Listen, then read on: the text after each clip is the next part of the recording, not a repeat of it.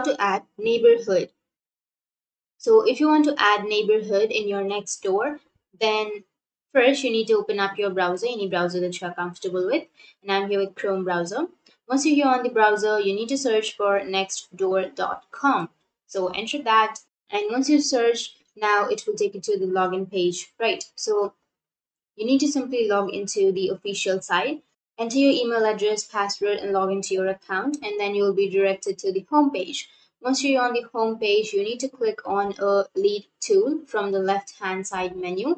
And as soon as you click on it, you'll need to scroll down and then select the enable boundaries on the keyboard settings. As soon as you click, it's a map of your neighborhood, and the map of the neighborhood will appear. If you'd like to add, then click on the add button. Once you're done with this process, click on the submit button.